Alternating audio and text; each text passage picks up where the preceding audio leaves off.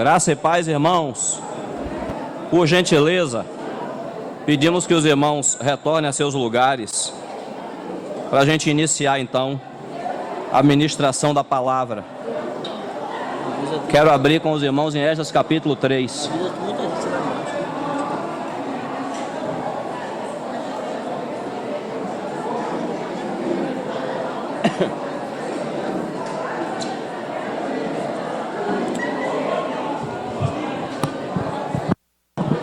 Irmãos, pedimos que, por favor, os irmãos que ainda estão de pé, bebendo água ou fazendo alguma outra atividade, que retornem então para seus lugares, para a gente poder começar a ministração da palavra, amém? Ainda há muita movimentação, pedimos ajuda aos santos, amém? E eu quero abrir em Esdras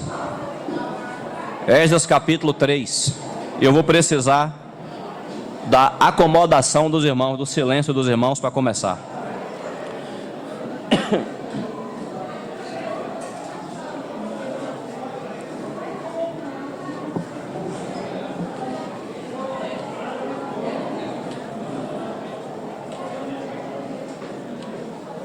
Amém?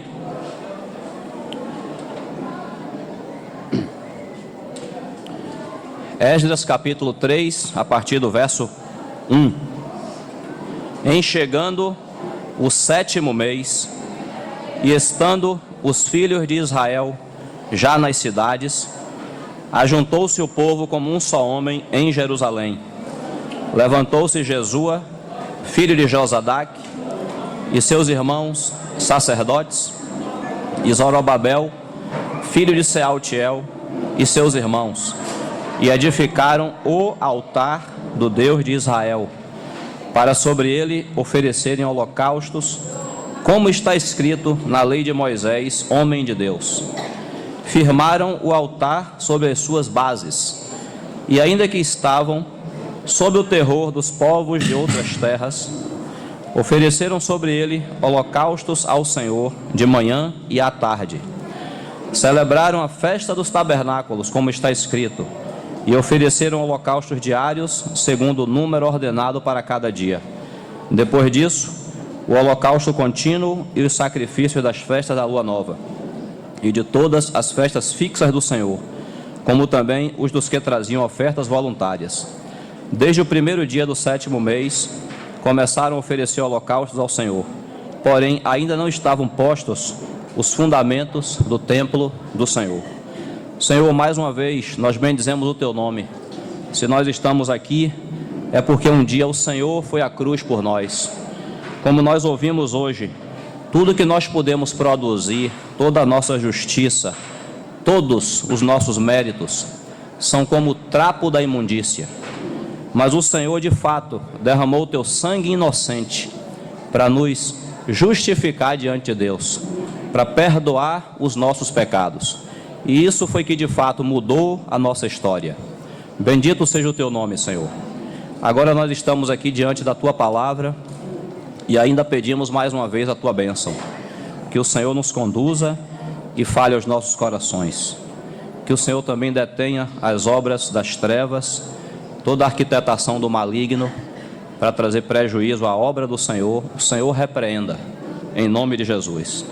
Declaramos a vitória do Senhor sobre esse ambiente, sobre as nossas vidas e sobre todo o mal. O Senhor é vencedor.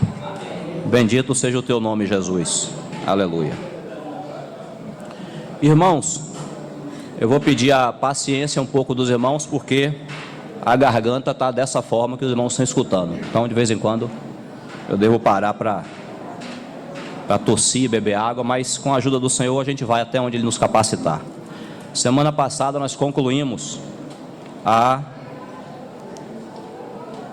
visita, a revisita que nós fizemos às cartas de Apocalipse.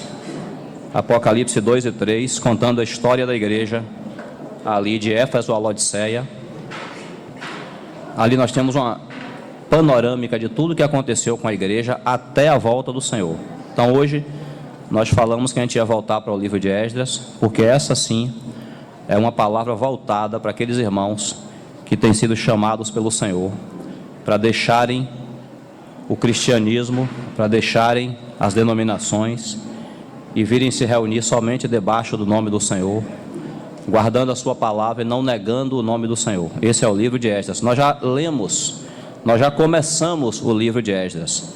Apenas tivemos necessidade de fazer um parênteses e estudar as parábolas de Mateus 13 e as cartas de Apocalipse 2 e 3. Senão, a gente não entende o que aconteceu com a igreja nesses séculos. Então, é pelo estudo das parábolas de Mateus 13 e das cartas de Apocalipse 2 e 3 que nós entendemos pela boca do próprio Senhor o que aconteceu com a igreja, porque a igreja hoje, a expressão da igreja hoje está dessa maneira, e entendemos que o Senhor tem chamado um povo para restaurar esse testemunho da igreja. Então, agora a gente retorna para Esdras, e a gente hoje lê o capítulo 3. No capítulo 1, só recapitulando, nós até pedimos aos irmãos que acompanhem conosco esses textos, leiam em casa o livro de Esdras, só para a gente poder ficar bem familiarizado com a palavra que está sendo dada. Mesmo que você já tenha lido, mesmo que você já conheça o assunto, mas leia mais uma vez, o Senhor vai te falar mais uma vez. Amém? Então, irmãos, capítulo 1 de Esdras, nós temos ali o chamado. Deus soberanamente, porque o nosso Deus é o Senhor da história, Deus soberanamente levanta Ciro, o imperador medo-persa, para publicar um chamado e dizer que o Deus dos céus tinha encarregado ele de edificar a casa do Senhor que estava em Jerusalém. Israel estava no cativeiro, foi levado para o cativeiro primeiro por Nabucodonosor. Naquele tempo, o império que estava em evidência era a Babilônia, mas depois a Medo-Pérsia engoliu a Babilônia. Israel foi... as tribos do norte, as 10 tribos, foram levadas pela Síria antes de Judá. Depois Judá foi levada por Nabucodonosor, e todo mundo se encontrou no cativeiro. As 12 tribos estavam lá. Mas o Senhor tinha dito que o cativeiro de Israel era para juízo. É porque ele tinha, nós lemos aqui inclusive, ele tinha pecado diante do Senhor, tinha abandonado o Senhor, tinha idolatrado, e a casa do Senhor foi contaminada. Hoje, a casa do Senhor somos eu e você, a igreja, mas naquele tempo era uma casa física. E, infelizmente, o povo de Israel, com seu pecado, contaminou aquela casa. E o Senhor disse que, por causa do seu pecado, eles iam passar 70 anos em Jerusalém. Era um cativeiro com tempo marcado. 70 anos, os irmãos sabem, em 70 anos, eu, por exemplo, tenho 48 anos. Em 70 anos, morre gente, nasce gente, não é assim? É um tempo considerável, 70 anos, foi o que aconteceu. Mas o Senhor tinha dito que Israel não ficava cativo a vida inteira. Em outras palavras, por mais que durasse o cativeiro, não era para se acostumar com Babilônia. O Senhor não tinha o seu propósito em Babilônia. O propósito de Deus estava em Jerusalém. A casa do Senhor, que fora destruída, um dia seria reedificada. Irmãos, por que é tão importante o Senhor restaurar aquela terra? Primeiro, que Deus é imutável no seu propósito. Nós lemos aqui, se você não lembra, você pode ouvir as gravações depois, ou você pode ler sua Bíblia. Nós lemos aqui claramente que o Senhor estabeleceu a sua casa em Jerusalém. Jerusalém foi escolhida a dedo. O Senhor disse: é nesse lugar que vai ser construída a minha casa, de maneira que não se podia oferecer sacrifícios a Deus ou servir a Deus de nenhuma outra forma se não fosse em Jerusalém. Então, o propósito dele é imutável. Ele não ia substituir a casa dele. Ele não ia dizer assim: tá, então construa outra casa para mim em outro lugar. Não ia. Então, por mais que o tempo passasse lá em Babilônia, é uma grande lição para nós isso, mas o povo de Deus deveria ficar ciente de que o propósito de Deus não estava naquela terra, estava lá em Jerusalém. a casa do Senhor. Inclusive Israel não podia oferecer sacrifício em Babilônia. Eles criaram, vamos dizer assim, um quebra-galho em Babilônia, já que não tinha a casa do Senhor. Eles criaram a sinagoga para eles poderem se reunir enquanto estavam em Babilônia. Mas sinagoga não é a casa de Deus. A casa de Deus está lá em Jerusalém. Um dia o Senhor ia de novo fazer soar o chamado para que Israel saísse de Babilônia e voltasse para Jerusalém para reedificar a casa do Senhor. Então, capítulo 1 de Esdras é esse chamado. E Zorobabel e Jesua voltam com a primeira leva de israelitas para reedificar a casa do Senhor. Irmãos, Zorobabel, nós aprendemos, há pelo menos 2 significados desse nome. Zorobabel é estrangeiro em Babilônia, ou gerado na Babilônia. Zorobabel nasceu na Babilônia. Então ele poderia ter dito assim: ó Senhor, eu não vou voltar para Jerusalém não, até porque eu nasci aqui, minhas raízes estão aqui, e eu vou fazer o Enem, fazer minha faculdade, e casar, e vou ficar por aqui mesmo. Zorobabel poderia ter dito isso, mas não, ele ouviu o chamado: quem dentre vós é de todo o seu povo, seja seu Deus com ele, e suba a Jerusalém, e edifique a casa do Senhor. Ele é o Deus que habita em Jerusalém. Deus naquele tempo não habitava em lugar nenhum, a não ser nessa cidade de Jerusalém. Então o chamado que aqueles irmãos ouviram lá no capítulo 1 de Esdras, foi um chamado para largar tudo, foi um chamado para, mesmo que tivesse acostumado com Babilônia, por isso que eu fiz questão de mencionar, 70 anos é um tempo considerável, morre gente, nasce de novo e morre de novo, 70 anos, por mais que aqueles irmãos estivessem acostumados com a vida em Babilônia, o Senhor estava dizendo: eu não quero vocês aqui, não é o meu propósito vocês ficarem aqui, eu quero que vocês voltem para Jerusalém. Então, quando nós comparamos esse chamado do Senhor, a gente vai voltar para o capítulo 3, onde nós lemos. Quando nós comparamos esse chamado que o Senhor deu a esses irmãos, para largarem Babilônia, sua vida confortável, suas famílias, na verdade as famílias subiram com eles, mas largaram as casas, simplesmente se colocaram na estrada e subiram. Irmãos, esse é um chamado para nós dizermos com a nossa atitude de que Deus é mais importante. Os interesses de Deus são mais importantes do que os nossos interesses.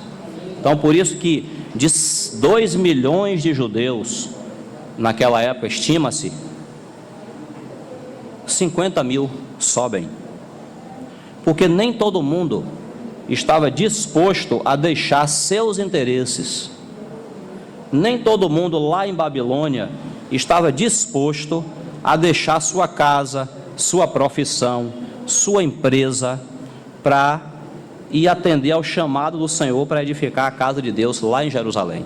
Então, quando nós dizemos que hoje o Senhor tem chamado um povo para sair do cristianismo, sim, sair de todo o meio religioso e vir reunir-se somente debaixo do nome do Senhor, nós estamos dizendo que, por mais que seja confortável lá, o Senhor tem um interesse aqui. Aquele livro, se você não leu, nós recomendamos que você leia. Há um livro do irmão Stephen Calm, bem fininho, você lê numa sentada. O nome do livro é Por que nos reunimos assim? Aquele irmão, do alto de sua maturidade espiritual, ele começa a falar: por que nos reunimos assim? Ele começa a perguntar, e ele fala assim: primeiro ele fala, se nós não conseguimos responder essa pergunta hoje, não faz sentido a gente reunir dessa maneira. Se a gente não sabe nem porque a gente se reúne dessa maneira, então não faz sentido. Depois, você pensa que ele vai te apresentar um monte de versículo para provar que a gente tem que reunir assim. E o irmão vai por um caminho totalmente diferente. O irmão fala assim: nós nos reunimos assim, dessa maneira, por causa dos interesses de Deus, que Ele quer. Que Ele deseja que o seu povo se reúna dessa maneira. Então, o chamado do Senhor para vir reunir-se debaixo do nome do Senhor é um chamado de negar-se a si mesmo. é um chamado de priorizar os interesses do Senhor acima dos nossos interesses. Esse é capítulo 1. Capítulo 2 é a lista de todos os 50 mil que subiram, porque o Senhor faz lista. O Senhor, assim como há o livro da vida, onde o nome de todos os salvos está anotado, assim também o Senhor, na sua palavra, faz questão de fazer listas com o nome meu e seu, de todos aqueles que atenderam a seu chamado. Capítulo 2 está lá registrado para a posteridade. Todo mundo que largou Babilônia e subiu e veio edificar a casa do Senhor. Está registrado. Porque o Senhor registra o nome daqueles com quem Ele pode contar. Esse é o capítulo 2. Então, às vezes os irmãos chegam e dizem assim, poxa, mas lê aqueles trechos de genealogia chato na Bíblia.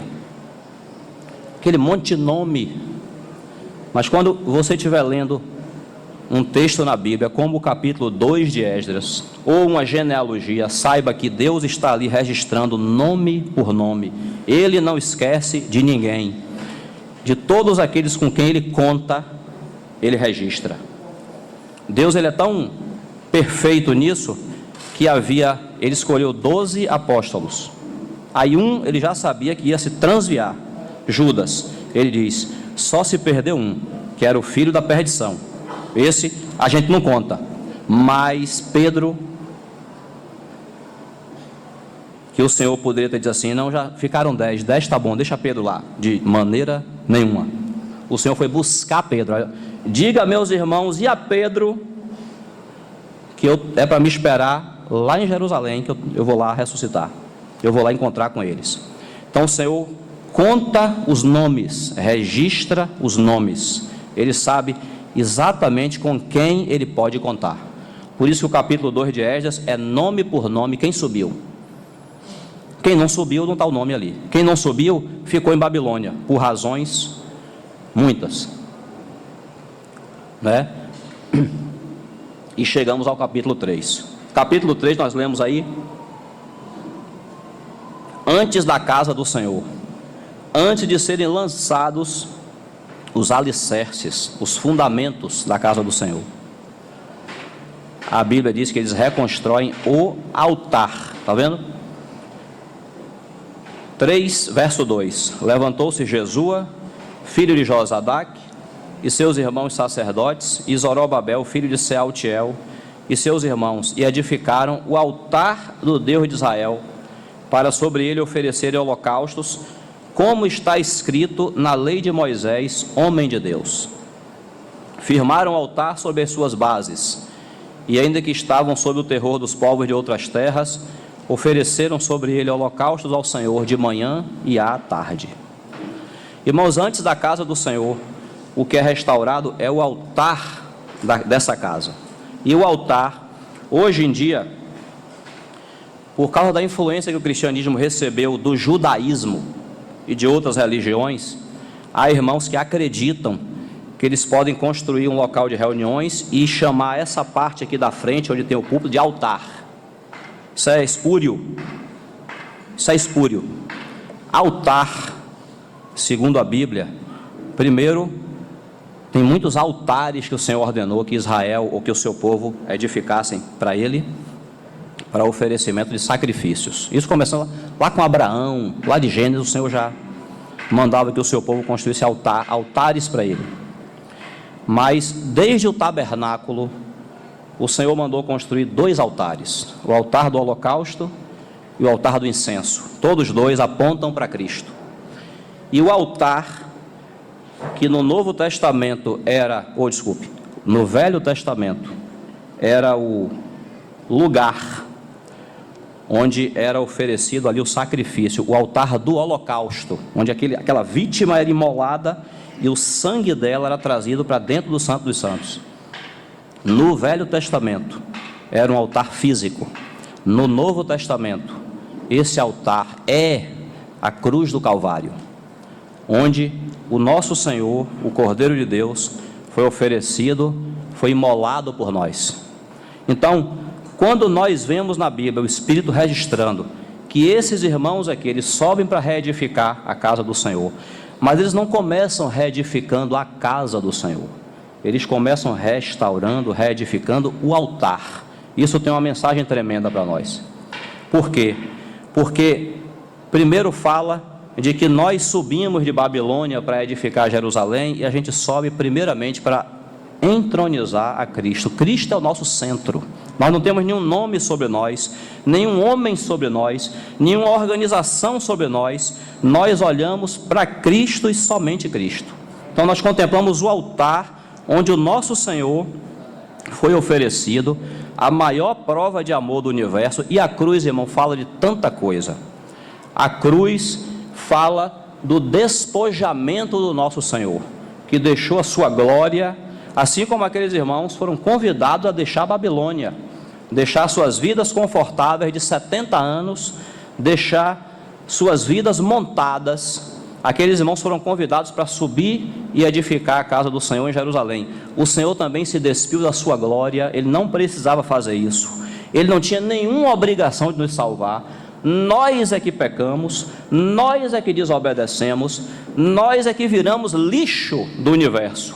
O Senhor não tinha nenhuma obrigação de deixar a sua glória, encarnar-se e passar por todo aquele sofrimento para terminar numa cruz, morte cruenta. Mas Ele fez isso por causa do seu amor e para fazer a vontade de Deus. Ele despiu-se de si mesmo. Hebreus diz que em troca da alegria que lhe estava proposta, Ele suportou a cruz, não fazendo caso da vergonha que Ele ia passar. Então a cruz do Senhor deve ser o alvo da igreja. A mensagem da cruz começou com o nosso Senhor. Se nós amamos, é porque Ele nos amou primeiro. Então, a casa do Senhor, se você diz que você tem essa visão da restauração, se eu digo, eu vi a restauração do Senhor, eu saí do cristianismo e vim reunir-me apenas debaixo do nome do Senhor, se eu digo que tenho essa visão, então, irmãos, uma marca que tem que estar na minha vida é a marca do despojamento, é a marca do negar-se a si mesmo, é a marca de preferir os interesses de Deus aos meus próprios interesses. Então, por isso que o livro de Esdras não começa os irmãos restaurando a casa de Deus, a casa vem depois, começa restaurando o altar, porque eles começaram a contemplar que principalmente eles estavam ali por causa dos interesses do Senhor, ainda que fosse custoso, ainda que fosse trabalhoso, mas era mais importante satisfazer os interesses de Deus do que aos interesses deles próprios. Então, por isso que a restauração da casa não começa com a casa, começa com o altar. Então, bora falar bem claro aqui. Ainda bem que hoje a reunião está até boa para poder falar isso. Para esse exemplo que eu vou dar, a reunião está ótima. Irmão, se eu tenho essa visão, se eu digo, o Senhor me mostrou a restauração da igreja, me chamou para isso, e eu venho para a reunião e fico lá fora conversando. Se durante a semana eu não participo das reuniões, minha visão tem que ser revista. Tem que ser revista. Sabe por quê? Porque nós estamos baseados em irmãos que largaram tudo para vir servir os interesses de Deus. Um irmão entre nós me falou uma coisa que eu guardo até hoje, muito preciosa. Ele falou assim: Luciano, uma coisa que eu creio que nós aprendemos foi a perder.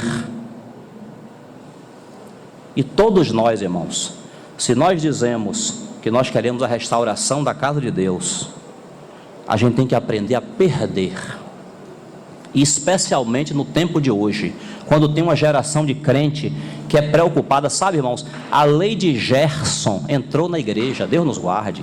Sabe o que é a lei de Gerson? Você sabe, é levar vantagem em tudo. Então, como essa palavra da cruz, do altar, como ela é oportuna. Não, a cadeira está desconfortável, eu não vou para a reunião, não, aquela cadeira dura. Irmão, nós aprendemos que até se não tivesse cadeira, a gente vinha reunir.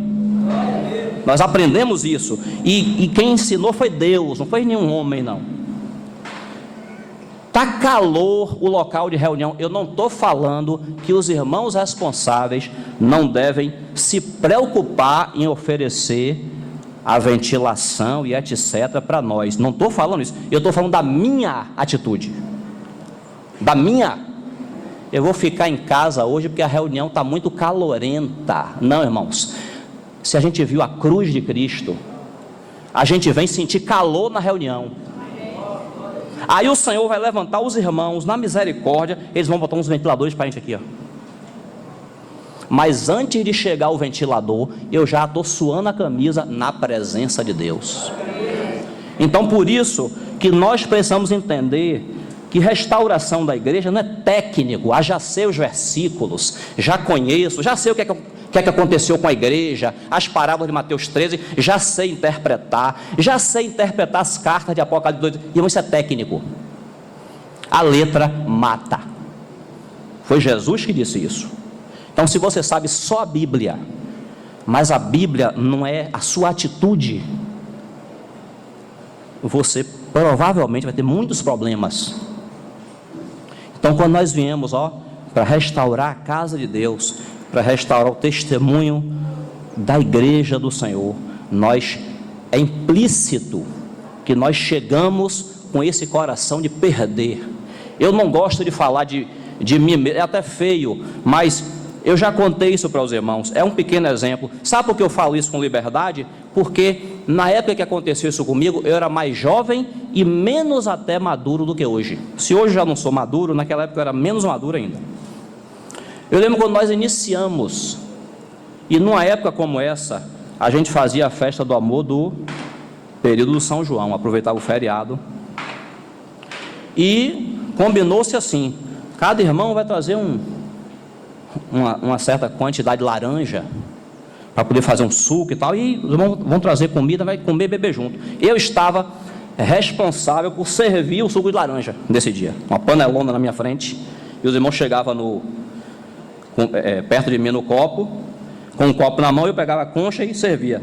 Quando eu estava ali olhando para aquele suco de laranja, aquela fila de irmãos, eu pensei comigo assim, rapaz, não vai sobrar suco de laranja para mim. Aí na mesma hora o Senhor falou assim, não importa, você pode ficar sem beber suco de laranja, o importante é que os irmãos não fiquem. É disso que eu estou falando, irmãos, é disso que eu estou falando, é de o Senhor nos conquistar a tal ponto que você com prazer sofre a perda por causa da igreja. Quantos irmãos sofreram a perda por causa da igreja ao longo da história, irmão? Quantos irmãos? Agora, a gente está numa geração de crente que se chover, eu não vou para a reunião, porque eu vou me molhar, vou ficar gripado. Irmão, venha molhado para a reunião. Traga seu casaco. Pegue seu guarda-chuva, mas não falte que a reunião espiritual é de Deus. Não fique em casa. Então começa com a cruz. Aqueles irmãos, quando subiram, eles estavam dispostos a pagar o preço. E outra, quando chegaram em Jerusalém, já sabiam que iam encontrar escombro, lixo, monturo. Eles vieram para encontrar isso e para restaurar isso. Então eles não buscaram conforto, eles não buscaram bem-estar.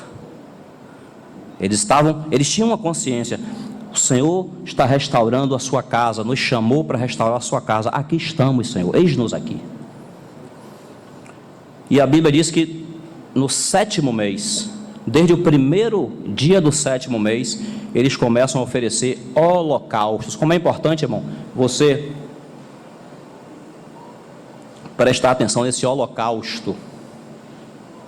Holocausto é a primeira oferta que é mencionada lá em Levítico. Holocausto é aquela oferta em que o boi, o novilho, é queimado totalmente.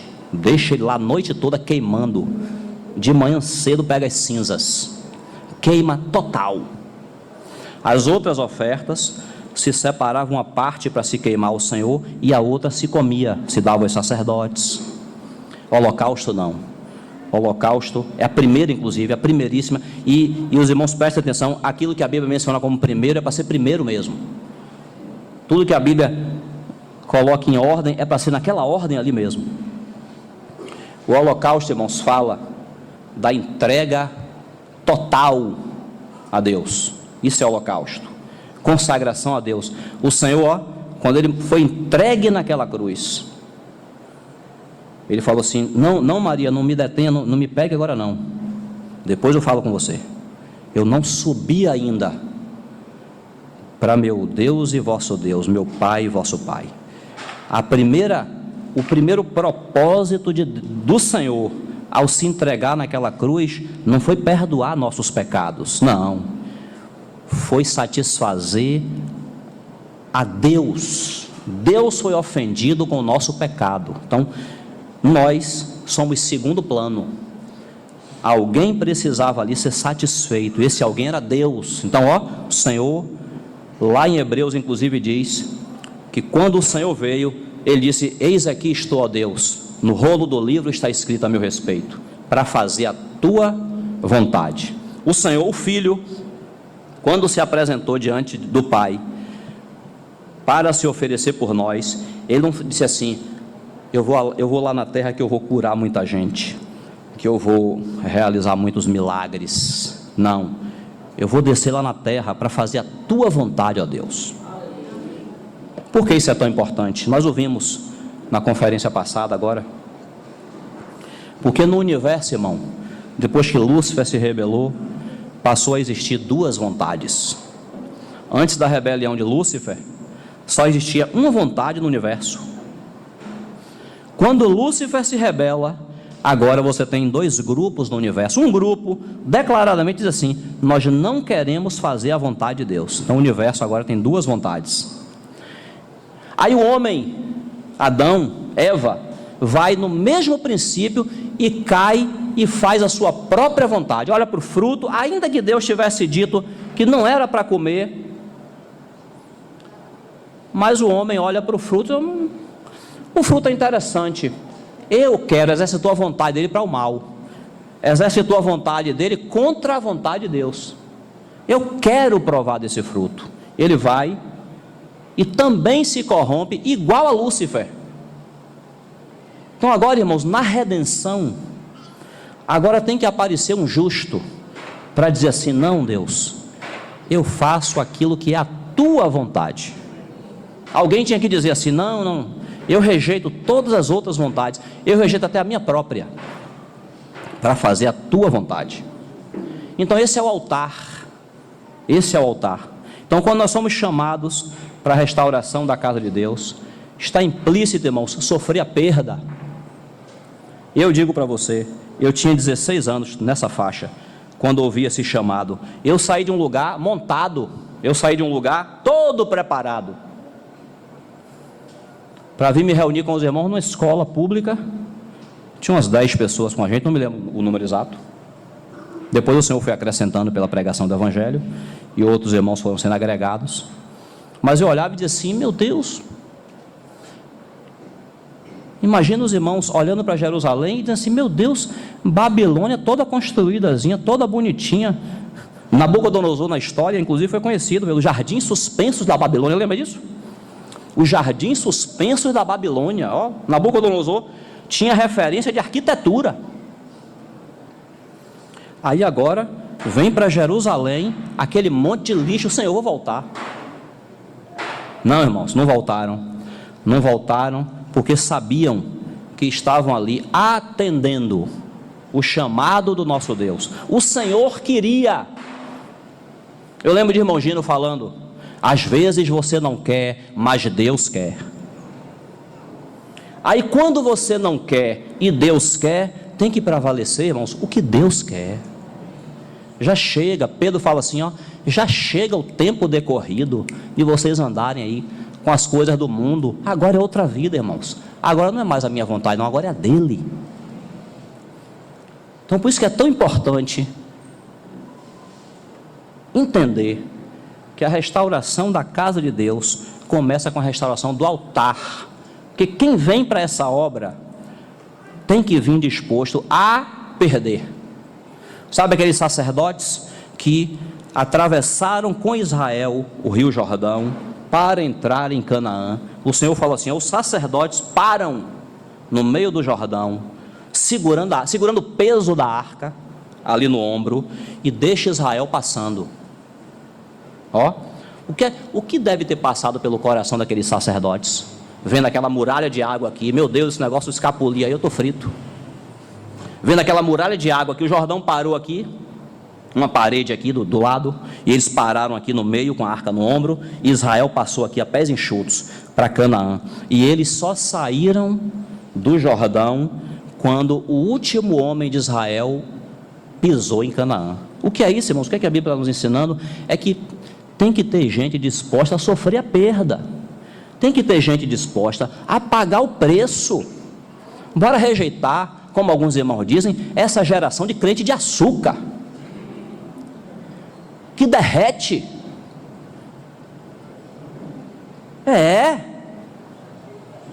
O princípio é esse. O Senhor, quando veio para a terra para se oferecer naquele altar, Ele sabia, nós cantamos aqui, deixou o esplendor de sua glória, sabendo o destino aqui. Agora, Ele considerou, na Bíblia, de vez em quando nós somos estimulados a considerar, fazer comparação entre as coisas. Hebreus diz que em troca da alegria que lhe estava proposta, está vendo? Isaías 53 diz que ele verá o fruto do seu penoso trabalho e ficará satisfeito. Então vale a pena pagar esse preço aqui. Está vendo? Moisés, e poderia ter sido criado como filho da filha de Faraó e ter ficado desfrutando de todas as benesses de participar da família real, mas ele entendeu, é o que o livro de Hebreus diz, ele entendeu que era melhor ser envergonhado junto com o povo de Deus do que desfrutar dos prazeres transitórios do Egito. Então a Bíblia, em diversas ocasiões, está nos chamando para sofrer a perda. Para perder, não é por causa de outra coisa, não. É perder por causa dos interesses de Deus. Repetindo o que o irmão Gino falou. Às vezes você não quer, mas Deus quer. Então, esse chamado, ele implica em perder. Esse chamado implica em oferecer. Eu vim com honra, com orgulho, não sei nem se eu posso usar essa palavra orgulho, mas com toda a honra, eu posso dizer, diante dos irmãos, eu vim me reunir no meio dos irmãos, no meio de uns irmãos, que eles não se locupletam com o dinheiro dos irmãos, não, eles tiram o dinheiro do bolso deles para poder suprir os irmãos. Essas coisas nós temos que dar testemunho, nós temos. Mas mesmo que a gente não dê testemunho, está registrado nos céus. Está registrado nos céus. Então, irmãos, esse é o altar, e Cristo é o nosso maior exemplo. Assim como Ele sofreu a perda, nós também somos convidados a sofrer a perda por causa de um propósito maior, que é a edificação da sua casa. Então, se a gente queria títulos, se a gente queria ser famoso entre os irmãos, se a gente queria uma carreira eclesiástica, se a gente queria se locupletar nos irmãos, chegou aqui, perdeu tudo, só tem lixo na frente. Lá mais adiante, mesmo que a gente não leia, mas você conhece o texto, diz que Ageu e Zacarias, eles profetizavam, e os irmãos voltaram a reedificar a casa do Senhor. Aí a Bíblia diz que Ageu e Zacarias, que profetizavam, também ajudavam na obra. Ele era profeta e era pedreiro. Ele era profeta e era servente de obra. Porque na igreja não tem posição, não. Aquele não pode pegar em cimento, não. Só se ele for alérgico, né? Se ele for alérgico, deixa o irmão de fora. Ou então dá uma luva a ele. Mas por privilégio, não existe. O privilégio nosso ficou lá de fora, lá. Nós somos acostumados a ouvir histórias assim. Empresário riquíssimo na China. Ouvimos um dia desse numa conferência. empresário riquíssimo na China, riquíssimo, podre de rico. Pegava o motorista dele todo sábado, o motorista dele levava ele para o local de reunião. Agora você espera aqui, deixar ele lá de fora. O motorista, no carro, ele entrava no local de reunião, limpava todo, banheiro, salão, deveria ter mais gente com ele. O motorista não sabia o que ele fazia lá dentro. O motorista, salvo engano, não era crente. Um belo dia o motorista, cheio de dedo, perguntou: ô, seu fulano, o senhor me desculpe, mas o que é que o senhor faz de tão importante toda semana aí? Ele fala assim: eu venho limpar o local de reunião. Ô, seu fulano, o senhor é um empresário de sucesso, o senhor é uma pessoa de posses, o senhor contrata alguém vem limpar o local para o senhor. A resposta dele foi: esse serviço que eu faço é tão importante que não pode ser substituído. Não posso terceirizar esse serviço, tem que ser a gente mesmo. É esse tipo de história que eu estou acostumado a ouvir. É de gente que deixa o grande empresariado, o grande título, e aqui dentro é irmão. E não tem diferença entre irmão e irmão. Então essa, irmãos, é a restauração da igreja. E nós começamos a falar isso aos irmãos lá na carta a Filadélfia, século XIX. Irmãos de todo o mundo começaram a ser chamados pelo Senhor para deixarem as denominações, para deixarem o cristianismo e virem se reunir unicamente debaixo do nome do Senhor. Por que guardar a palavra e não negar o nome do Senhor? Exatamente porque esses irmãos não tinham, como nós não temos, nenhum nome sobre nós. Igreja fulana de tal. Ou então as pessoas se reúnem em torno de uma verdade. Nós somos batistas, nós somos metodistas, somos congregacionais, somos presbiterianos. Não tem isso na igreja. A vida da igreja não é assim. E os irmãos largaram seus títulos também. Se eram teólogos, pastores ou o que quer que sejam, largaram seus títulos e vieram ser chamados de irmãos. Acabou. Porque na igreja não tem título, tem função. Tem função. Agora, não título para poder diferenciar, aquele dali é o bispo fulano de tal, aquele é o pastor fulano de tal. Não, isso aí diferencia, isso aí cria clérigos e leigos. Aqui é o povo leigo, não sabe da Bíblia, não conhece nada, não estuda a Bíblia. Agora os clérigos são os que ensinam, conhecem a Bíblia. Não tem classe mediadora na igreja, não. Nós somos sacerdotes do Senhor. Então essa é a restauração da casa de Deus, e começa assim. Agora, claro, no decorrer, falta um pouquinho ali, no decorrer do texto de Esdras, claro que eles vão lançar os fundamentos da casa e vão começar a reconstruir a casa de fato. Verso 10: quando os edificadores lançaram os alicerces do templo do Senhor, apresentaram-se os sacerdotes paramentados e com trombetas, e os levitas, filhos de Asaf, com símbolos para louvarem ao Senhor, segundo as determinações de Davi, rei de Israel. Irmão, deixa eu te dizer uma coisa. Essa expressão aqui, segundo as determinações de Davi. Quando construiu o altar, no início do capítulo, nós lemos, verso 2, como está escrito na lei de Moisés, homem de Deus. Está vendo? Os irmãos, o que eles faziam, tinham como base a palavra que havia sido dada, seja por Moisés, seja por Davi, mas eles tinham um modelo a ser seguido. Eles não faziam nada da ideia, eles não voltaram para edificar a casa de Deus, para colocarem suas próprias ideias em prática, não, voltaram para restaurar, para exatamente como hoje. Exatamente, a palavra de Deus tem sido substituída, negligenciada, distorcida. Nós viemos aqui para guardar a pura palavra de Deus. Acabou. E a gente não tem enfeite, a gente não tem penduricalho, a gente não tem métodos humanos, a gente tem a palavra de Deus. Se eu não me satisfaço em cumprir a palavra de Deus, o problema está comigo. Então tudo que esses irmãos fazem é segundo, está escrito na lei de Moisés, é conforme as determinações de Davi. Aí não está aqui para inventar nada, para cumprir a palavra. Então partir do pão é assim mesmo, é para fazer memória do grande amor do Senhor, para lembrar dele, acabou, e esquecer de mim. E partir do pão é primeiro dia da semana. A gente pensa que é o último. Que a gente trabalha e descansa no domingo. Não é o último dia, é o primeiro. A semana começa com o partir do pão. Que a prioridade é dele. Então, é segundo as determinações de Davi, verso 10, rei de Israel. Cantavam alternadamente, louvando e rendendo graças ao Senhor com estas palavras: Ele é bom, porque a sua misericórdia dura para sempre sobre Israel.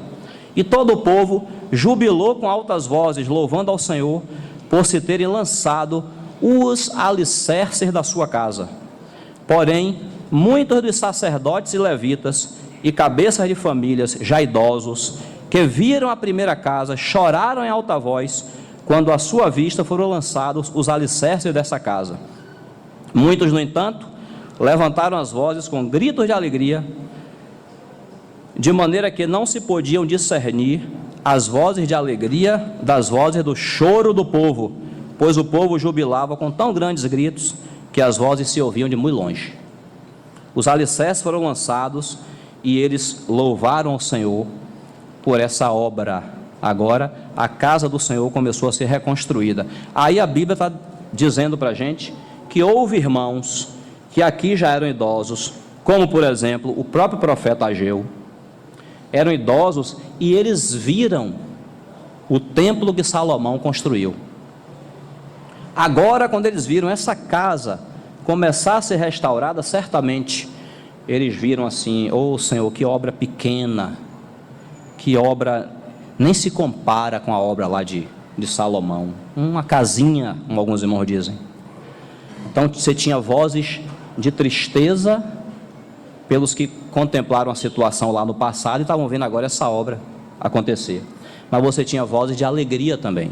Tinham irmãos regozijados porque a vontade de Deus estava sendo feita e a casa do Senhor estava sendo restaurada. É a mesma coisa hoje, irmãos. Você olha para o livro de Atos, que realidade tremenda daquela igreja, daquelas igrejas ali, que realidade tremenda ali, como o Senhor se movia no meio daqueles irmãos. Aí você olha para hoje e diz assim: poxa, não, nem se compara.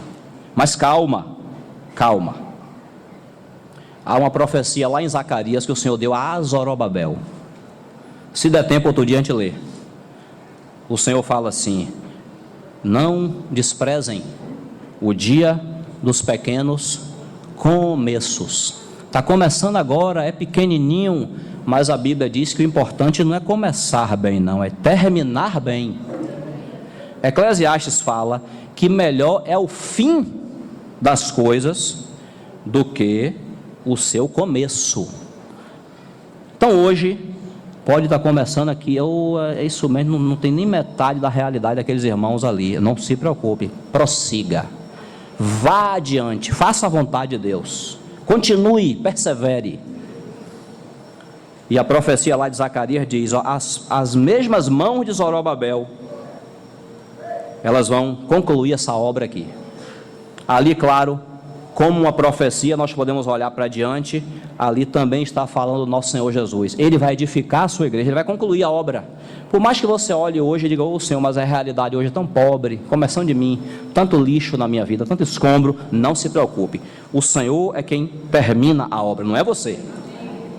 Então qual é o nosso papel? Perseverar.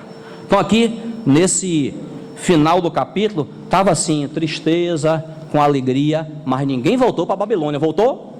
Não. Todo mundo aqui, quem estava triste e quem estava alegre, ouviu o chamado de Deus, que o Senhor não tem propósito em Babilônia. O Senhor quer Jerusalém, o Senhor quer a casa de Deus. Os irmãos voltaram do cativeiro 500 anos antes de Cristo, arredondando. Em 700 anos antes de Cristo, Miqueias já tinha dito: e tu, Belém Efrata, de modo nenhum és a menor dentre as capitais de Judá, porque de ti me sairá o guia, aquele que há de apacentar meu povo Israel. Então 700 anos antes, o Senhor já tinha dito que o Senhor Jesus ia nascer na terra de Israel. Então o Senhor não muda o seu propósito. Aquele povo tinha que vir de Babilônia, restaurar aquela terra, para que o terreno fosse preparado para o Messias nascer. Jesus não ia nascer em Babilônia, Jesus ia nascer em Belém de Judá.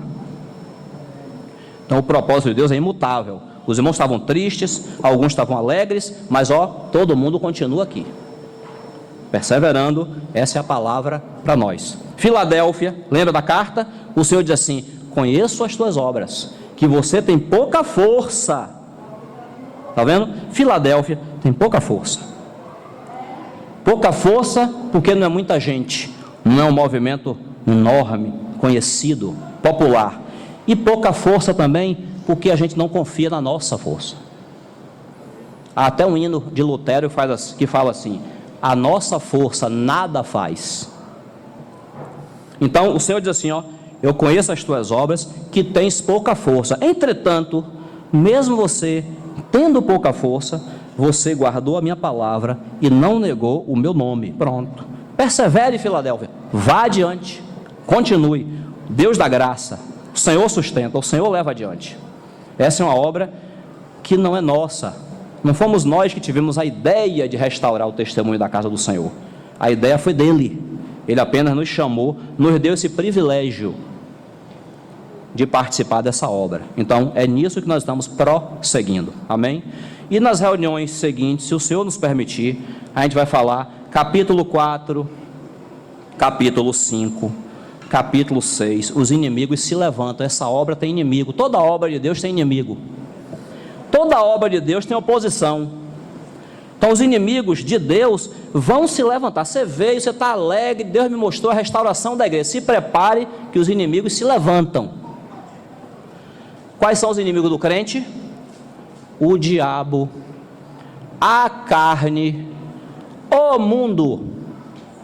O inimigo se levanta. Então capítulo 4, capítulo 5, capítulo 6, os inimigos se levantam para poder barrar essa obra. Mas essa obra é de Deus, ninguém para. Amém? Então, se o Senhor permitir, são 10 para meio-dia. Se o Senhor permitir, a gente continua então no próximo domingo. Amém? Que Deus nos abençoe. O irmão aí que vai dar os avisos ou outra palavra, fique à vontade.